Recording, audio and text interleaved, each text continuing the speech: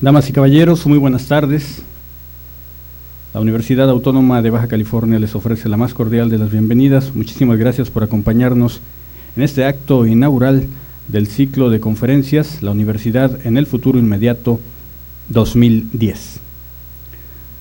Para tal efecto, le damos la bienvenida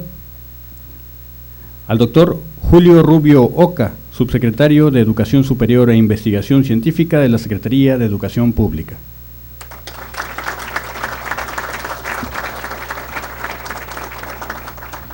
Y primer conferencista de este ciclo. Le acompaña el doctor Alejandro Mungaray Lagarda, rector de la Universidad Autónoma de Baja California.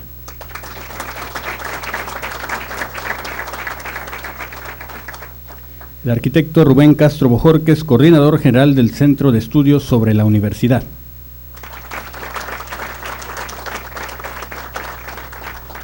Y el ingeniero Ricardo Valenzuela Stevenson, secretario del Patronato Universitario.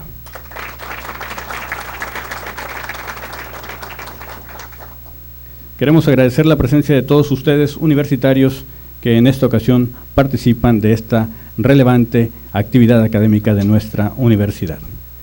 Escuchemos a continuación las palabras del arquitecto Rubén Castro Bojorquez, coordinador general del Centro de Estudios sobre la Universidad de la UABC.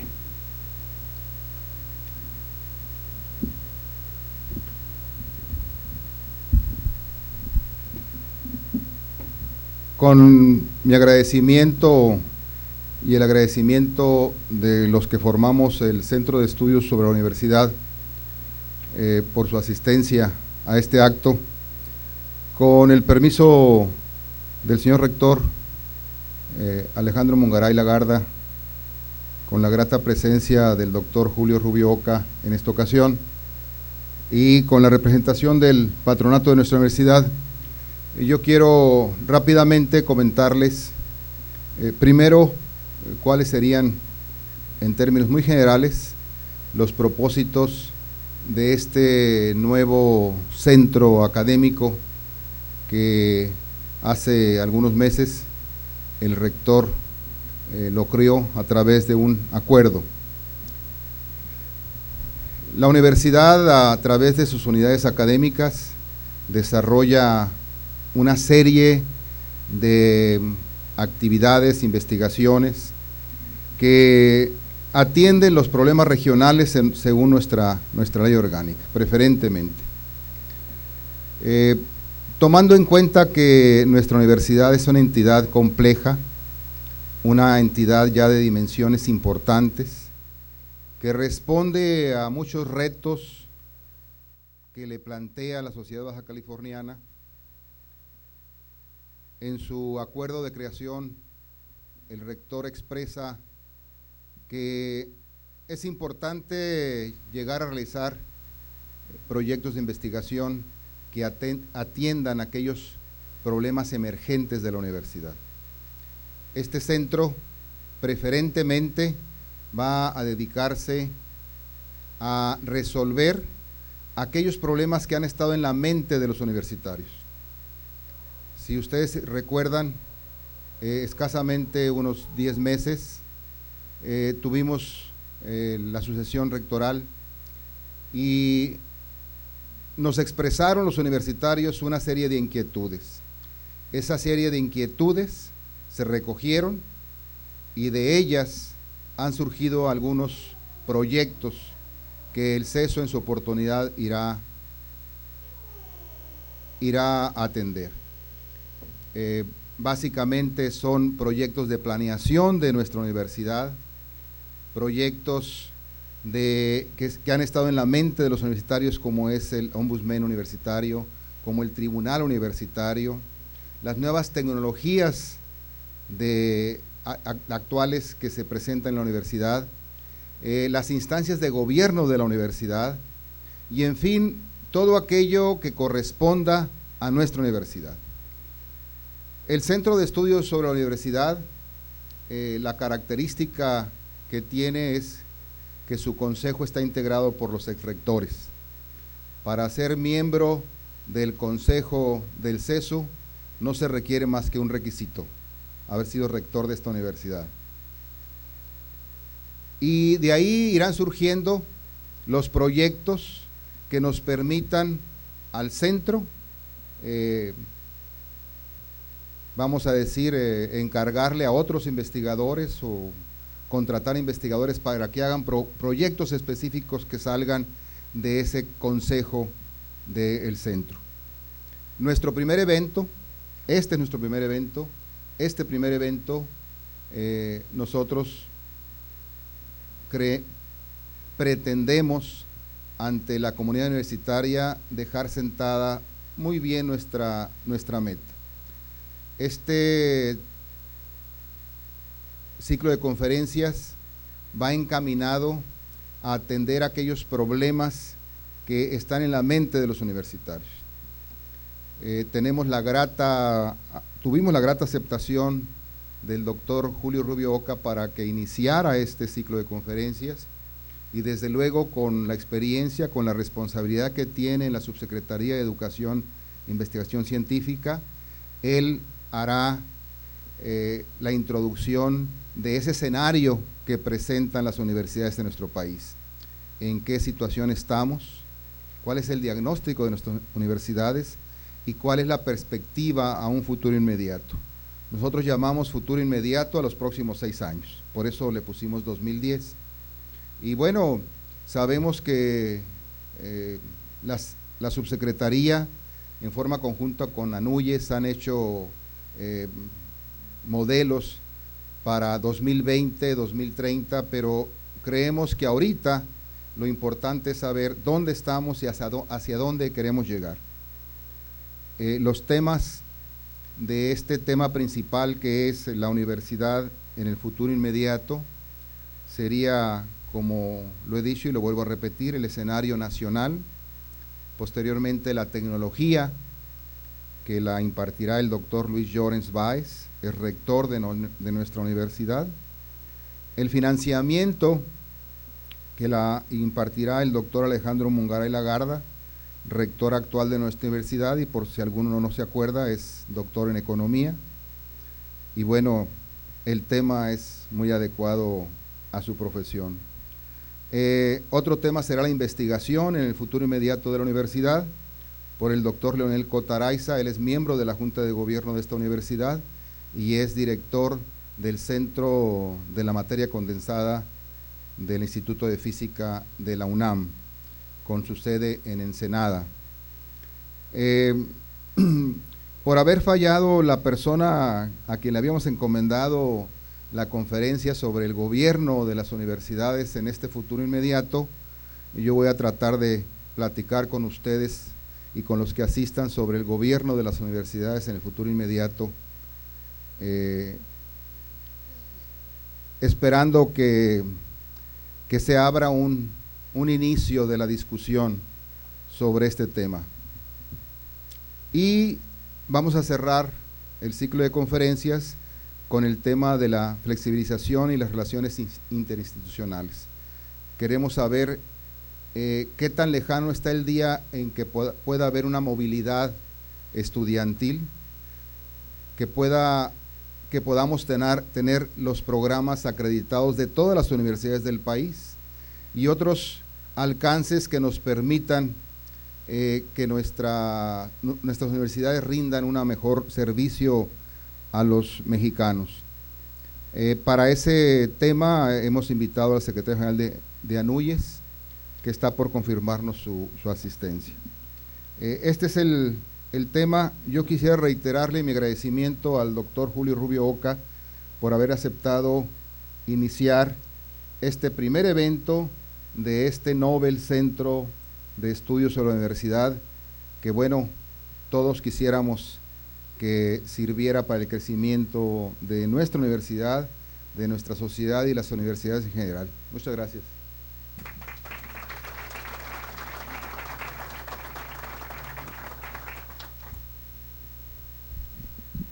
Para dirigirnos su mensaje y además proceder a la inauguración de este ciclo de conferencias, escuchemos ahora al doctor Alejandro Mungaray Lagarda, rector de la Universidad Autónoma de Baja California.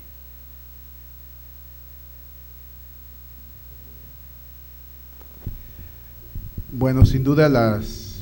palabras y las intenciones de este ciclo de conferencias han sido expresadas.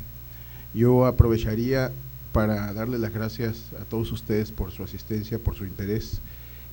Discutir los temas que aquí se han de plantear es un privilegio que solo puede ocurrir en la universidad, y escuchar una charla inaugural de un centro, del Nobel Centro de Estudios sobre la Universidad, en voz de don Julio Rubio Oca, quien tiene una amplísima experiencia como rector de la UAM, como secretario general ejecutivo de la NUYES y ahora como subsecretario de Educación Superior e Investigación Científica, es un privilegio. Pero no lo es solamente por los importantes cargos que ha desempeñado, sino por el sello de trabajo académico, de empuje, de innovación, de creatividad y de compromiso que en todos ellos ha desempeñado, y que en los cuales nunca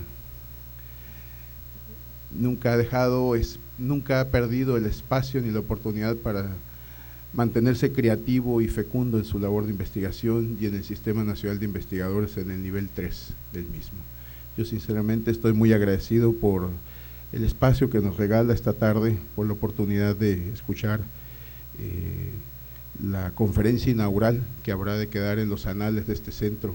de una voz tan prestigiada como la del doctor Julio Rubio,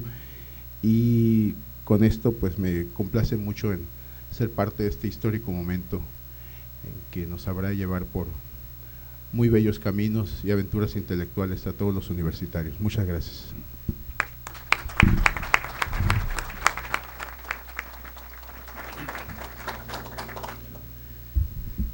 Bien, entonces vamos a proceder ahora a iniciar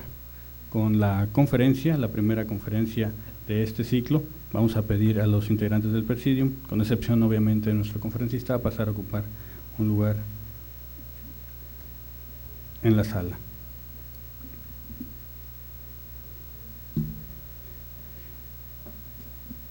Y aprovechando este espacio, queremos comentarles que al finalizar la conferencia del doctor Rubio Oca, abriremos una sesión de preguntas y respuestas con la siguiente mecánica. Las señoritas edecanes pasarán a ustedes una tarjeta en la cual podrán apuntar su pregunta. Al final de la conferencia se dará lectura, dependiendo obviamente del número de preguntas, se dará lectura a todas las preguntas. Si son pocas preguntas podrán hacerse en viva voz, y si es un número considerable vamos a leer todas las preguntas y posteriormente el doctor dará respuesta a las que él considere pertinente responder.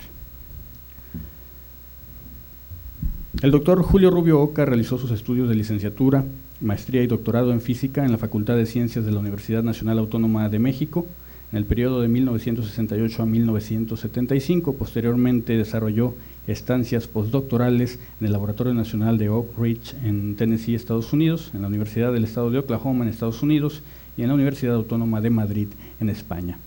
El doctor Rubio Oca fue investigador en el Instituto de Física de la UNAM de 1972 a 1983 y profesor investigador del Departamento de Física de la UAM de 1984 a 1990. En la Universidad Autónoma Metropolitana además ocupó importantes cargos directivos. En 1989 fungió como coordinador de investigación y posgrado de la Unidad de Iztapalapa. En 1990 fue designado rector de esa misma unidad académica y en 1993 fue nombrado rector general de esa casa de estudios. En 1997 la Asamblea General de la Asociación Nacional de Universidades e Instituciones de Educación Superior, ANUYES, lo elige como su secretario general ejecutivo, cargo que desempeñó hasta el año 2000, en que fue designado por el señor presidente, licenciado Vicente Fox Quesada, subsecretario de Educación Superior e Investigación Científica de la Secretaría de Educación Pública. El doctor Rubio Oca ha colaborado en diversas comisiones dictaminadoras en la UNAM y en la UAM y ha sido presidente de la Comisión Dictaminadora del Sistema Nacional de Investigadores. Entre las distinciones más importantes que ha recibido, destacan el Premio Nacional de Investigación Científica 1984 en el área de Ciencias Exactas que otorga la Academia Mexicana de Ciencias, el Premio Manuel Noriega Morales de la Organización de Estados Americanos en 1987, el nombramiento de investigador nacional nivel 3 del Sistema Nacional de Investigadores de 1984 a la fecha. Es autor de más de 150 artículos de investigación publicados en revistas con arbitraje y de circulación internacional, así como de diversos artículos de docencia y divulgación. Ha participado en más de un centenar de congresos y simposios sobre física a nivel nacional y mundial. Ha dirigido 28 tesis de licenciatura, maestría y doctorado. 10 miembros del personal académico que actualmente laboran en la UNAM y en la UAM y que pertenecen al Sistema Nacional de Investigadores fueron formados por el doctor Rubio Oca hasta obtener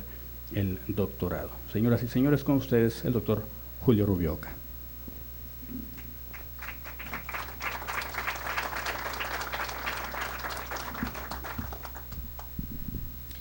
Muy buenas tardes, muy apreciable señor rector, señor coordinador general del Centro de Estudios sobre la Universidad, señor secretario técnico del patronato, apreciables funcionarios, profesores de la universidad.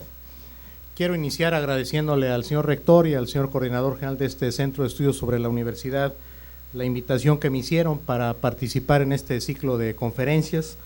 Para mí es un verdadero honor el que pueda yo iniciar este ciclo y con ello las operaciones de este centro de estudios, que en lo particular considero que es una iniciativa muy afortunada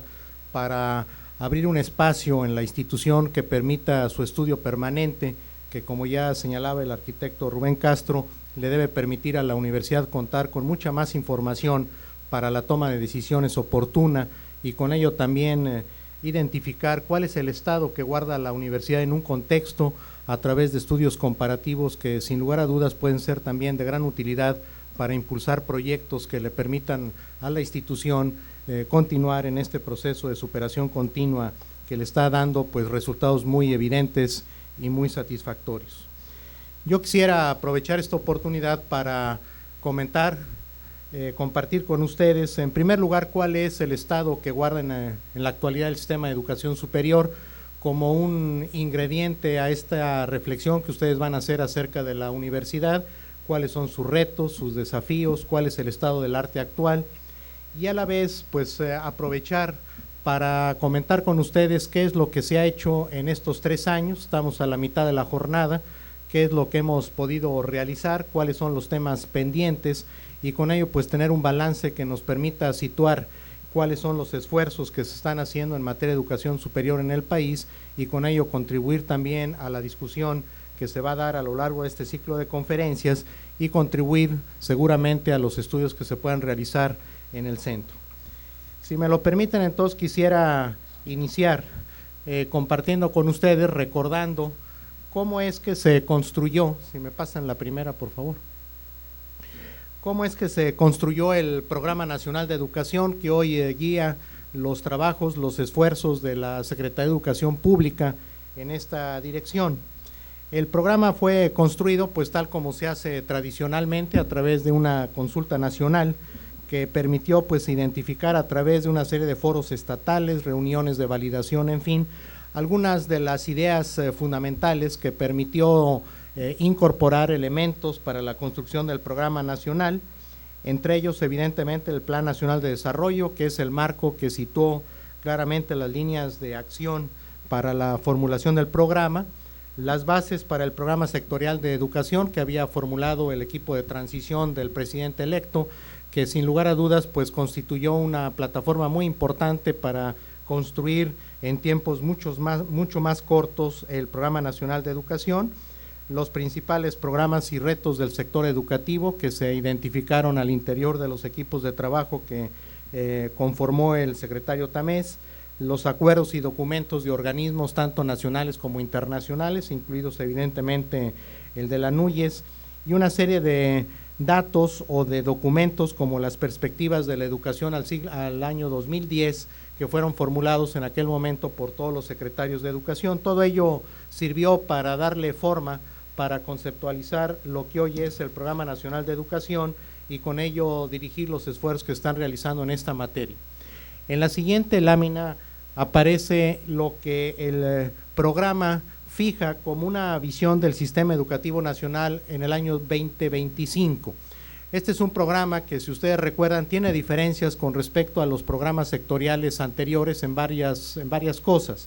La primera es que es un programa que fija un horizonte temporal, es decir, identifica cuál debe ser un escenario deseable del sistema educativo en su conjunto, del sistema en sus diferentes niveles, y por el otro lado fija metas compromiso explícitas con el propósito de evaluar el cumplimiento del programa en el transcurso del tiempo, es decir, no son elementos simplemente declarativos, sino que todos los capítulos relacionados con los diferentes niveles del sistema educativo nacional tienen asociadas metas a cumplir en el transcurso 2001-2006. Y en tercer lugar, un asunto muy importante es que se consideró desde el inicio que el Programa Nacional de Educación debería de ser una propuesta viva, una propuesta que se debe estar enriqueciendo permanentemente, porque no se pretendía de ninguna manera ser una verdad absoluta, sino simplemente una reflexión amplia, compleja, sobre lo que se debería de hacer en el sistema educativo nacional, pero que sin lugar a dudas requiere del esfuerzo, la colaboración de instituciones, de actores diversos para lograr sus propósitos, y en ese trabajo pues es de esperar que se tengan que estar incorporando iniciativas surgidas simplemente de la dinámica operativa en el desarrollo del programa. ¿Cuáles son los aspectos clave que el Programa Nacional de Educación establece para la transformación del sistema educativo? Es decir, se reconoce que el sistema debe ser transformado mediante una serie de líneas estratégicas como las que aparecen en la siguiente lámina. Básicamente el de ampliar su cobertura en ciertas entidades y regiones del país para avanzar en el logro de la equidad educativa, mejorar significativamente la atención de grupos desfavorecidos, eliminar la desigualdad en las oportunidades de acceso y permanencia, que es un problema relevante dentro del sistema educativo nacional, mejorar las tasas de retención y de graduación oportuna. Todos sabemos que uno de los mayores problemas que tenemos en la operación del sistema educativo y por ende en el sistema de educación superior son las tasas de egreso, que son bajas, y eso pues evidentemente genera un problema de ineficiencia en el sistema y de incremento de costos en su operación. El adecuar los enfoques y los métodos pedagógicos para transitar de un enfoque educativo centrado en la enseñanza a otro más basado en el aprendizaje, más centrado en el estudiante. Fortalecer evidentemente los esquemas para evaluar aprendizajes, para tener seguridad acerca de los métodos que se usan para poder garantizar si los estudiantes están alcanzando o no los logros educativos que se pretenden alcanzar en los planes y programas de estudio. Garantizar la profesionalización de los profesores, pero también de los directivos del sistema educativo, que es un asunto básico y fundamental para poder impulsar la transformación en los ejes que he señalado. El uso de la tecnología como un material de apoyo, no sustitutivo evidentemente de los procesos, pero sí como un elemento de apoyo importante para llevar a cabo las acciones en materia educativa. Eliminar el rezago de la infraestructura, que es particularmente grave en algunos niveles. En el caso de la educación básica todavía tenemos problemas serios de infraestructura. La mejoría en las condiciones de vida de los profesores y trabajadores del sector, ampliar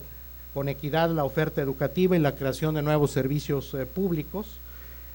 incorporar un programa nacional de becas y financiamiento que permita, en el caso de la educación media y de la superior, brindar mayores oportunidades de acceso a los jóvenes que tradicionalmente no habían podido llegar a la educación media o la educación superior por cuestiones económicas, y muy en particular en el capítulo de educación superior, las líneas estratégicas que han orientado los esfuerzos a lo largo de estos 3 años ha sido, en primer lugar, el fortalecer a las instituciones públicas de educación superior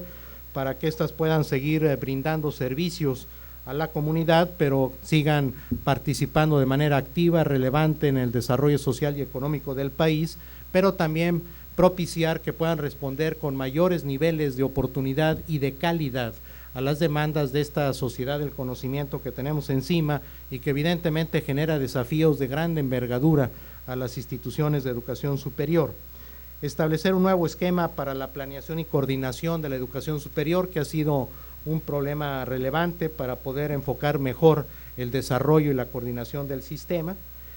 El fortalecer el Sistema Nacional de Evaluación y Acreditación, que como ustedes saben es un sistema relativamente joven, se empezó a construir en 1990, hoy tiene un desarrollo significativo, pero no suficiente para poder coadyuvar al reconocimiento de la calidad. Y un aspecto básico y fundamental es la transformación de un sistema básicamente cerrado a un sistema abierto, es decir, hemos privilegiado la atención, el funcionamiento de las instituciones en lo individual, cada institución está haciendo el mejor de sus esfuerzos por mejorar la calidad de su oferta educativa, por atender mejor a sus estudiantes, pero necesitamos adicionalmente lograr la apertura de las instituciones a través de la colaboración, el intercambio académico, transformar un sistema cerrado en un sistema abierto, que por cierto no es una demanda exclusiva en nuestro país, sino es una demanda generalizada en los países en el mundo, y ello está llevando pues en algunas latitudes, como es en la Unión Europea, a conformar, a trabajar en un propósito fundamental que es la construcción de un espacio europeo de educación superior que permita pues articular el potencial que existe en esos países para garantizar una educación de mejor calidad, pero además a través de mecanismos de colaboración y de intercambio. En ese mismo propósito estamos trabajando ya para conformar un espacio común de educación superior, Unión Europea, América Latina y el Caribe, en la cual México forma parte del comité de organización con Brasil, con Francia, con España y con 2 países del Caribe, con el propósito de generar las bases que nos permita construir este espacio académico. Dicho esto, pues me gustaría pasar muy rápidamente con algunos datos que considero pueden ser representativos de la realidad del sistema de educación superior y que ello pueda pues brindar ese contexto que pueda dar la oportunidad a la discusión en las siguientes conferencias y en los estudios mismos del centro. La siguiente lámina da cuenta de cuál es la matrícula del sistema de educación superior atendida en el ciclo escolar 2002-2003. Dentro de un momento voy a dar el dato del ciclo escolar actual, pero en el ciclo escolar 2002-2003 el sistema de educación superior atendió en modalidades escolarizadas un total de 2.236.791 estudiantes. Estos estudiantes se encontraban inscritos en ese ciclo escolar, 84% en programas de licenciatura, 167,000 en números redondos en programas de licenciatura normal, 138,000, o sea el 6% en programas de posgrado y 3%, 66,000 estudiantes en programas de 2 años, básicamente impartidos por las universidades tecnológicas. A esta matrícula atendida en modalidades escolarizadas hay que adicionar la matrícula que está siendo ya atendido a través de modalidades no escolarizadas o semiescolarizadas, o lo que le hemos llamado a través de programas en línea. En el ciclo escolar anterior esa matrícula ascendió a 155,000 estudiantes en números redondos, lo cual complementa la matrícula escolarizada y da evidentemente un volumen de estudiantes cercanos a los 2.400.000. Es decir, este es un dato que en general no se comenta. Hemos privilegiado básicamente la información sobre modalidades escolarizadas, pero si estamos tratando de transitar a un sistema más abierto, a un sistema más flexible, a un sistema en el cual existan otros enfoques que nos permita atender mejor a los estudiantes, que nos permita aportar mayores oportunidades de acceso a la educación superior, pues la matrícula atendida en modalidades no escolarizadas cada vez va a ser más relevante y por lo tanto es fundamental incorporarla dentro del análisis. En ese ciclo escolar el 67% de los estudiantes estuvo inscrito en instituciones públicas, el resto, el 33%, se encontró inscrito en programas impartidos por instituciones particulares. El porcentaje de absorción de los egresados del nivel medio superior en promedio en el nivel nacional ascendió al 86% y la cobertura del sistema fue del 22%. Estos 2 últimos datos evidentemente hay que tomarlos con todas las reservas del caso en relación a que los promedios nacionales no necesariamente reflejan las realidades de las entidades federativas, como voy a comentar dentro de un momento. El hablar de una tasa de absorción general pues no necesariamente es la tasa en la cual el sistema de educación superior está absorbiendo los egresados del nivel medio en cada una de las entidades federativas. Tenemos evidentemente una dispersión grande, de la misma manera que la cobertura de 22%, pues es un indicador nacional que no representa las realidades nacionales. Voy a mostrar dentro de un momento cuáles son las tasas de cobertura en cada entidad federativa, y eso pues da cuenta evidentemente de la forma en que se está atendiendo a los jóvenes en el grupo de edad 19-23 en el país. La siguiente da cuenta de cómo se distribuye la matrícula del sistema de educación superior por áreas del conocimiento. Como ustedes pueden ver en el círculo que está arriba, donde lo que hacemos es representar la distribución de la matrícula en los programas de licenciatura, se observa que el 49% de los estudiantes se encontró inscrito en ese ciclo escolar en programas en el área de las ciencias sociales y administrativas, el 2% en las ciencias agropecuarias, el 9% en ciencias de la salud, el 6% en educación y humanidades, el 31% en ingeniería y tecnología y el 3% en ciencias exactas y naturales. Como ustedes pueden ver, esta es una distribución que cuando se compara con las distribuciones que otros sistemas de educación superior tienen en el mundo, contrasta básicamente por el volumen que representa la matrícula asociada a los programas de ciencias sociales y administrativas, lo cual pues es un fenómeno que viene acarreando el sistema de educación superior desde la década de los 80. No hemos logrado reorientar bien la matrícula de educación superior y por lo tanto el sistema sigue formando profesionales para los cuales hay una sobreoferta de profesionales que evidentemente después no encuentran trabajo para ejercer su profesión. Sí encuentran trabajo en otras áreas, pero no necesariamente en aquellas para las cuales fueron formados. En el caso del posgrado la realidad es diferente, ligeramente diferente, aunque sigue observándose pues un volumen muy importante de estudiantes en el ámbito de las ciencias sociales y administrativas, aunque ya existe una mayor presencia de los programas de posgrado en educación y humanidades o bien en ciencias naturales y exactas, de tal manera que en el posgrado tenemos una distribución mejor en relación con la composición de la matrícula. Quisiera que ustedes recuerden esta distribución porque en el caso de los becarios del PRONAVES la distribución es totalmente diferente, es decir, es un medio que estamos utilizando para reorientar todavía de manera marginal la matrícula de educación superior, pero que sin lugar a dudas en la medida en que el programa tenga más cobertura nos permitirá estar incidiendo en este propósito. La siguiente lámina da cuenta de la evolución de los, la siguiente por favor, de los 10 programas de licenciatura que han tenido la mayor matrícula a lo largo de las décadas. Tienen ustedes por ejemplo la primera gráfica que da cuenta de cómo se distribuía la matrícula en los 10 programas con mayor atención en el ciclo 90-91, donde pueden ustedes ver que los 4 programas que tenían más matrícula es Contaduría, Derecho, Administración, Computación y Sistemas. Y aparece en el 10º lugar en ese año Ingeniería Civil con 35,000 estudiantes, es decir, Ingeniería Civil formaba parte de ese grupo de los 10 en relación con la matrícula del sistema, los programas más poblados. 6 años después, en el ciclo escolar 96-97, como ustedes pueden ver ahí, los 5 programas, los 6 programas que tenían la mayor matrícula en el ciclo 90-91 seguían formando parte de ese grupo de los 10. Había salido ya del grupo Ingeniería Civil y sin embargo se nos estaban incorporando algunas otras áreas como Ciencias de la Comunicación. En el ciclo escolar anterior existe una movilidad interna interesante. Por ejemplo, pueden ustedes ver que la matrícula de las áreas de computación y sistemas, que ocupaba el 4º lugar en 96-97, ahora ocupa el 2º lugar, es decir, ha habido un crecimiento explosivo de esta matrícula a lo largo de los últimos 6-7 años, pero algo muy importante es que aparecen 2 áreas emergentes. Una es psicología, que se incorpora dentro del grupo de los 10 en el 8º lugar, y educación, que empieza a surgir como un área también importante dentro del grupo de los 10. Esta es una distribución que ustedes pueden ver que se está moviendo en el tiempo y que empieza a tener evidentemente evidencias de preferencias de los estudiantes en algunas otras áreas. La siguiente lámina da cuenta de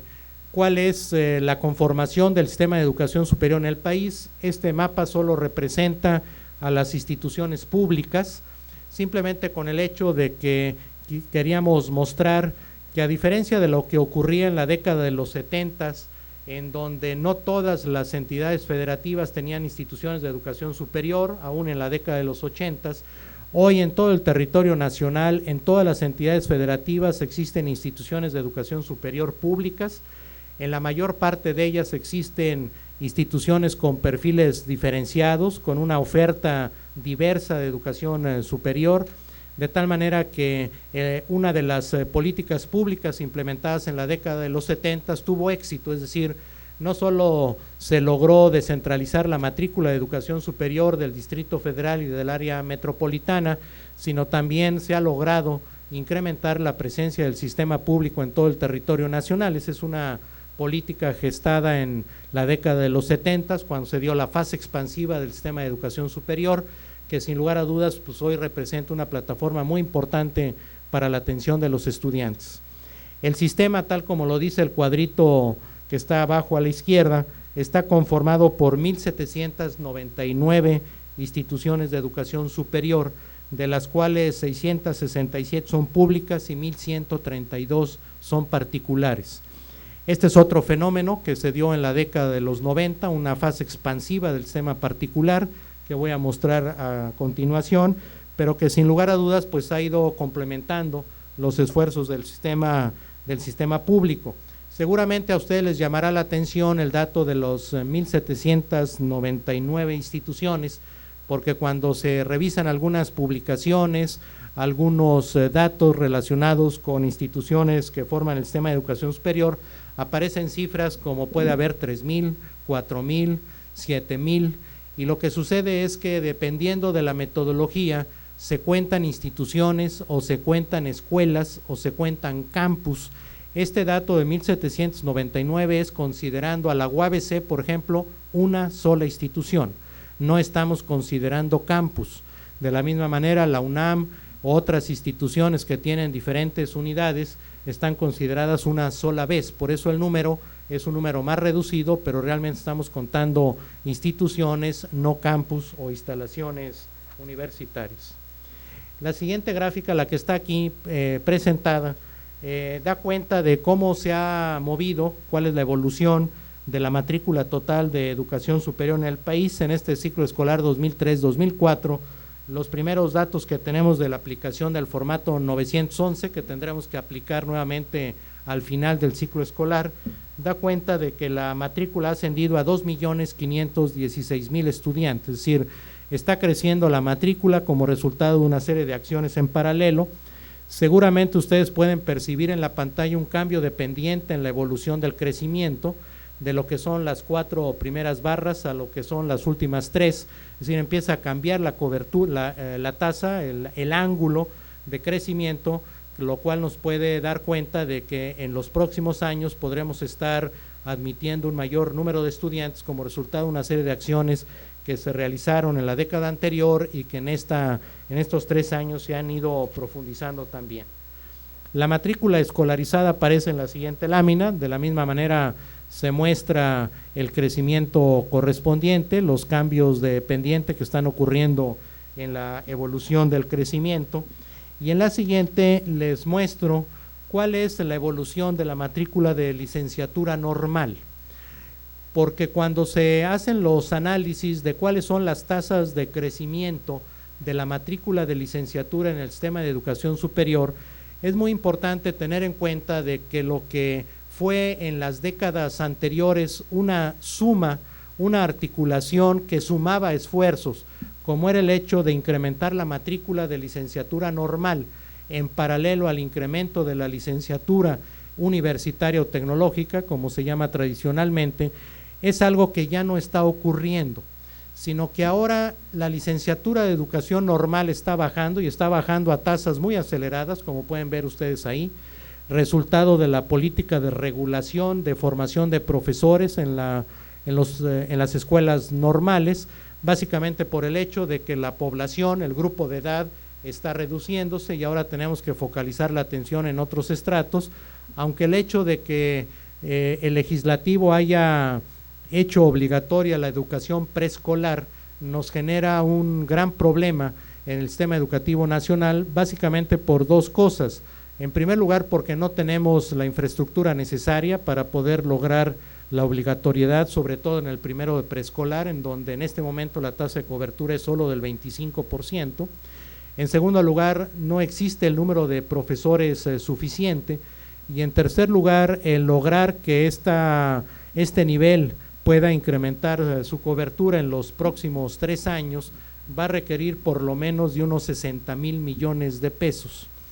Esta ventana de oportunidad que nos daba la reducción del grupo de edad que asiste a la primaria para invertir más en media y en superior, pues se cerró con el hecho de que los diputados y los senadores establecieran la obligatoriedad de la preescolar. Entonces ahora tenemos que destinar recursos a la preescolar que podrían salir evidentemente de esa ventana de oportunidad de la reducción de la matrícula en educación primaria. Pero el hecho importante aquí es que ustedes ven que el esfuerzo de incrementar la cobertura del sistema de educación superior en la actualidad no solo es el tratar de ampliar las oportunidades de acceso, sino también de compensar esta acelerada caída en la matrícula de educación normal. No es lo mismo el crecer en la matrícula cuando uno sabe que la matrícula de educación normal también estaba subiendo. Ustedes pueden ver la tercera barra del ciclo 99-2000, se llegó a tener 215,000 estudiantes en la educación normal. En este ciclo escolar tenemos 155,000, es decir, se han reducido 60,000 estudiantes, lo cual evidentemente representa un reto mayor en términos de incrementar cobertura, porque en lugar de estar sumando la evolución de 2 matrículas, ahora tenemos que estar compensando la reducción acelerada de otra. La siguiente gráfica muestra cómo está evolucionando la matrícula asociada a modalidades no escolarizadas.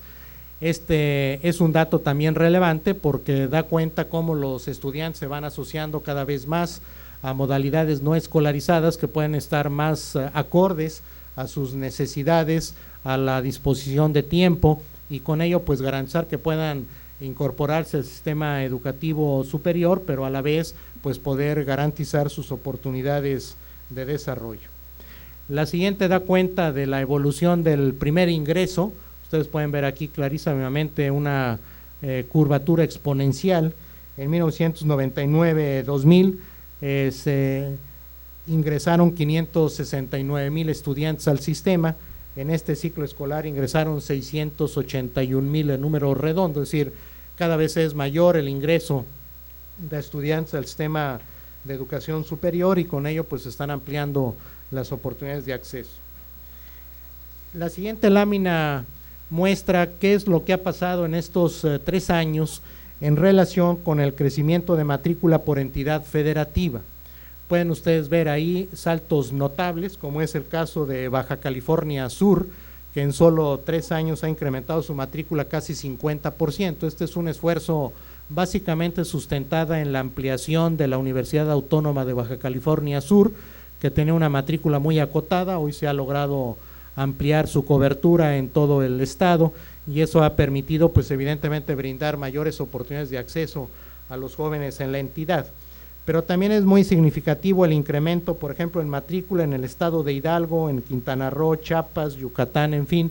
que como ustedes van a ver, son estados que cuando iniciamos esta administración se encontraban pues muy alejados del promedio nacional. Por ejemplo, Quintana Roo tenía una tasa de cobertura del 6% en relación con el promedio que era 19%, de tal manera que los esfuerzos que se han estado haciendo pues han privilegiado aquellas entidades federativas en las cuales existe una baja tasa de cobertura para ampliar las oportunidades de acceso. En este periodo, por ejemplo, Baja California ha crecido su matrícula 13.6%, se encuentra básicamente en el grupo intermedio, pero todo depende también de las articulaciones de los esfuerzos en relación con los diferentes niveles de gobierno y las propias instituciones educativas. La siguiente presentación, espero que la puedan ustedes ver, da cuenta de cuáles son las tasas de cobertura por entidad federativa. Esta distribución refuerza el comentario que yo hacía hace un momento, que cuando se dice que el sistema de educación superior tiene una tasa de 22%, pues realmente no nos dice mucho, porque si ustedes ven el puntito del Distrito Federal, la tasa de cobertura en el Distrito Federal en el ciclo escolar anterior fue del 41%. Es decir, esta es una entidad que tiene una tasa de cobertura competitiva internacionalmente. Muchos países desarrollados tienen estas tasas de cobertura en educación superior, algunos otros desarrollados ni siquiera la tienen, como es Alemania, por ejemplo, de tal manera que podríamos decir que la forma en que en el Distrito Federal se está dando acceso a los jóvenes del grupo de edad, pues es competitiva. En cambio, todavía tenemos, pues sigue, por ejemplo, Quintana Roo estando al final de la tabla con 11%, aunque pueden ustedes ver que en 3 años la tasa de cobertura prácticamente se duplicó, lo cual es un esfuerzo muy notable en la entidad. Baja California está en el 21%, es decir, está en el grupo del promedio nacional, pero sin lugar a dudas, cuando ustedes revisan esta tabla, pues se ve la gran heterogeneidad que tenemos en las tasas de cobertura en las diferentes entidades federativas, lo cual pues marca un esfuerzo de política de tratar de cerrar esas brechas para garantizar una mayor atención de los jóvenes. La siguiente es un dato que quise incorporar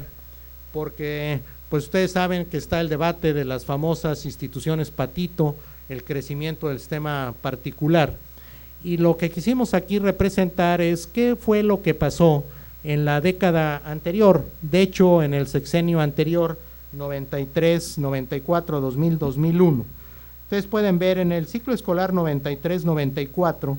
el sistema público de educación superior atendió al 79% de la matrícula y el sistema particular al 20.8%. 3 años después, es decir, en el ciclo escolar 96-97, el sistema particular se había movido 3.6% en relación con el público, es decir, había caído la matrícula del 79 al 75 en el sistema público y el particular se había incrementado del 20.8 al 24.4. Y al final del sexenio, la matrícula del sistema particular había alcanzado una participación del 31.5 en relación con el 20.8 que se partió en el ciclo 93-94. ¿Qué es lo que ha pasado en estos primeros 3 años? Es decir, si comparamos lo que sucedió en los primeros 3 años del sexenio anterior con lo que está pasando en los primeros 3 años de este sexenio,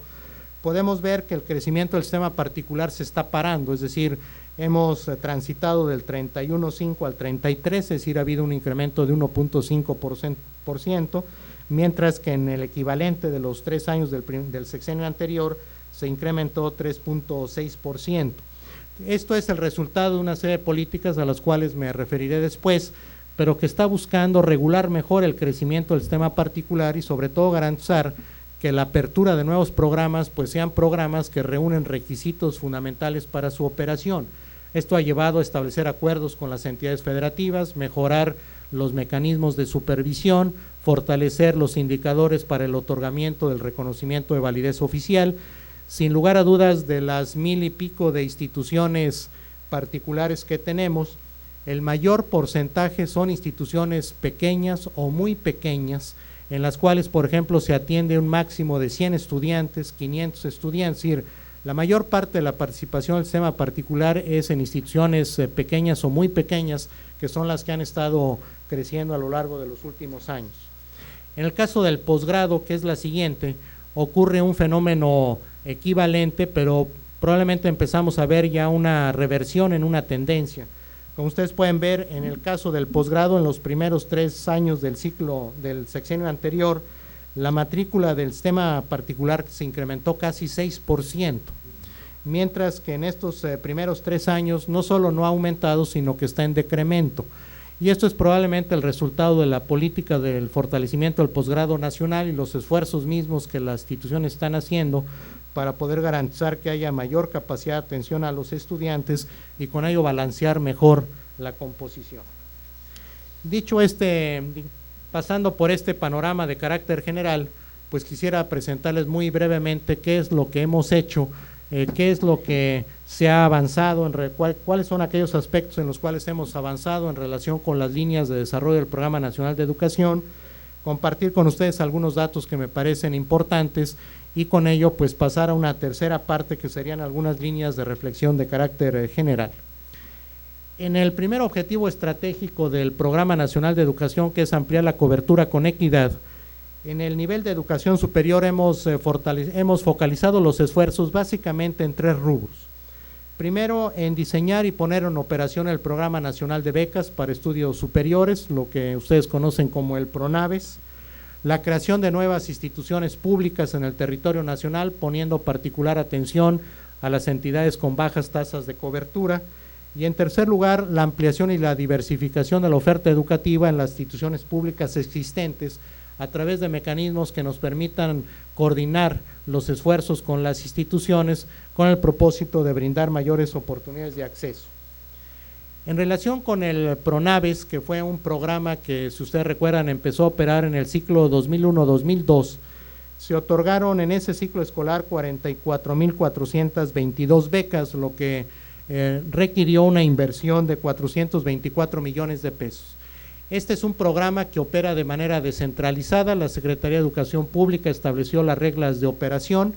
El programa opera bajo la responsabilidad de cada uno de los gobiernos de los estados, con el apoyo de las comisiones estatales para la planeación de la educación superior.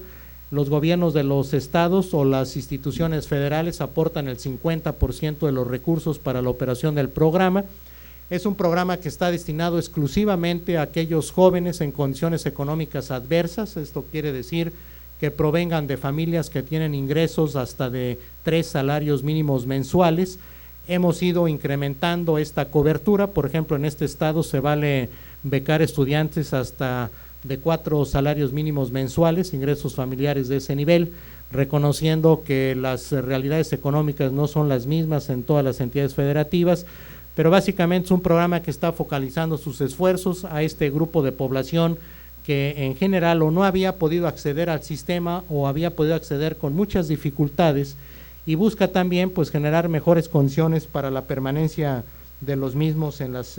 instituciones. Son becas de carácter no reembolsable. El estudiante después tiene que incorporarse a un proyecto de servicio social, un programa de servicio social comunitario, para poder entonces, pues no solo poner en práctica sus conocimientos, también, digamos, redituar la inversión que se hizo en su formación a través de un programa de servicio social que es coordinado por la institución, y con ello, pues garantizar que puedan haber mayores condiciones para su desarrollo.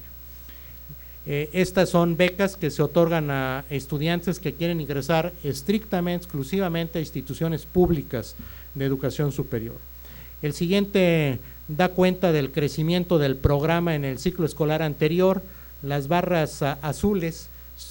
representa el número de becas que se dieron en las entidades federativas en el ciclo escolar 2001-2002. Las barras rojas son las becas otorgadas en el ciclo escolar 2002-2003, donde pueden ustedes ver ejemplos notables de crecimiento, como es el estado de México, que pasó de otorgar 1,056 becas en el primer año de operación del programa a 9,000 becas en el ciclo escolar anterior,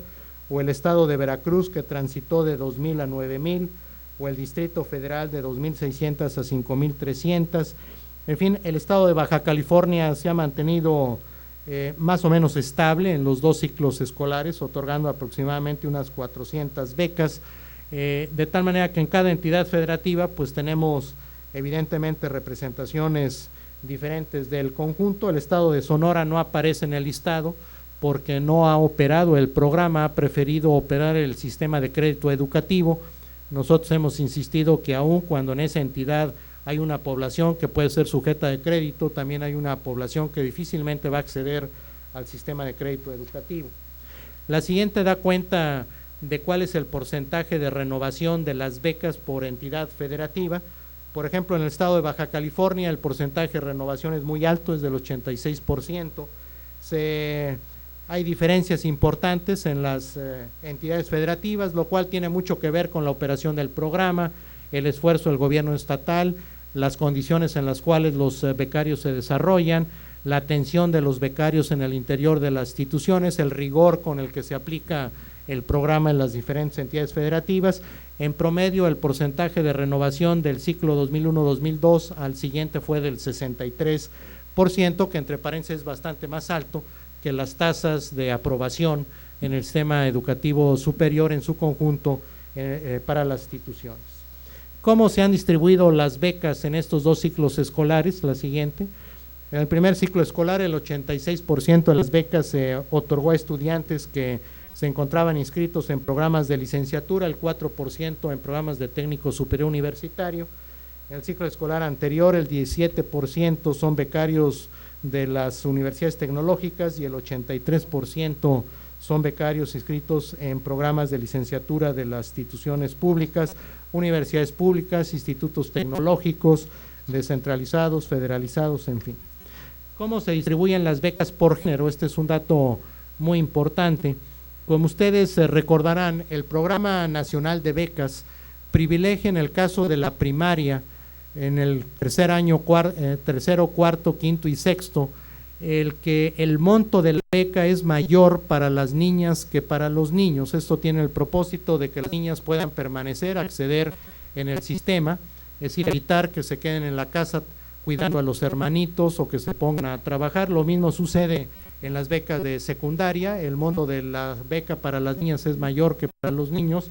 Y en el caso de preparatoria, que inició el programa en 2001 también a través de oportunidades, se le da un monto mayor a las niñas que a los niños. En el caso de educación superior, la beca es igual, tanto para los hombres como para las mujeres. Y ustedes pueden ver la razón por la que eso es así. En el ciclo escolar 2001-2002, el 51% de los becarios fueron mujeres, pero en el ciclo escolar anterior fue el 53%. Es decir, aquí no tenemos problema de equidad ya, dentro de poco, porque evidentemente vean ustedes cómo se está moviendo la participación de la mujer en la matrícula de educación superior, resultado pues los esfuerzos que se están haciendo en los niveles previos. ¿Cómo se distribuyen las becas por área disciplinar? Este es un dato también importante. Si ustedes recuerdan, el porcentaje de la matrícula, por ejemplo, en ciencias agropecuarias en el conjunto es del 2%, los becarios del PRONAVES es 5% del volumen. El caso, por ejemplo, de educación y humanidades también es un porcentaje mayor del 5.5%, de ciencias naturales y exactas, que es del 2% en la matrícula total, aquí es del 5.2%. Y en cambio, ingeniería y tecnología pues lleva al 49% de los becarios, y las áreas de ciencias sociales y administrativas se reduce al 28%. Básicamente los becarios de estas áreas son becarios que están asociados a programas relacionados con el sector terciario de la economía, de tal manera que hemos buscado no becar o privilegiar becas en áreas en las cuales sabemos que existe una sobreoferta de profesionales, para los cuales pues digamos no es pertinente seguir incrementando su cobertura. ¿Cómo se han asignado las becas por año escolar? Aquí tienen ustedes mayoritariamente las becas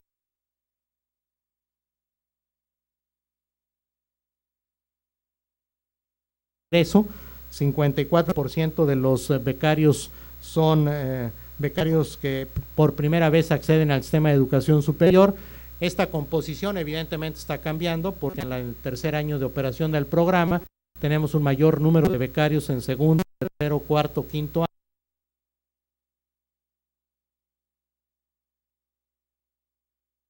Se está cambiando la distribución.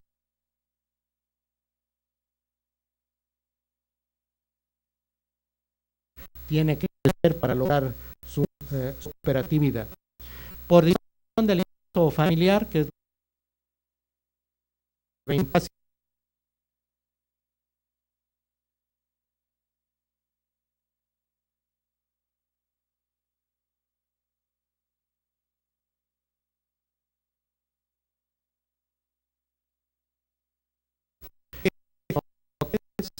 por ejemplo, población, 100% de un mínimo mensual, lo cual es decir, terminaron el como ustedes saben, hay un gran número de universidades tecnológicas, cuales el 100% de los becarios terminó, todas en la menor de 80%, en promedio 74%, de tal manera que que el programa está ayudando a la permanencia de los estudiantes y ellos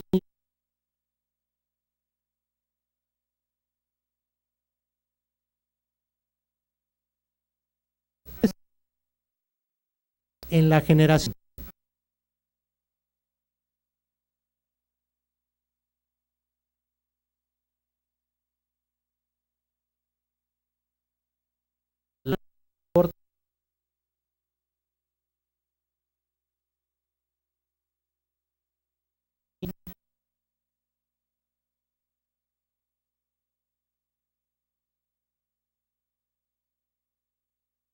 Los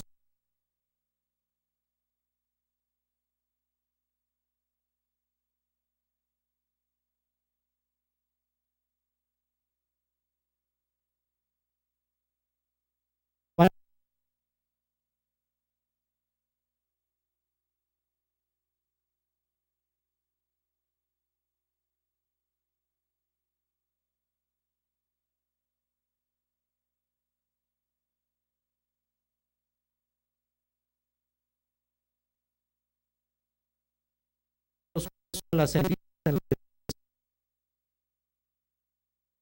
nuevos programas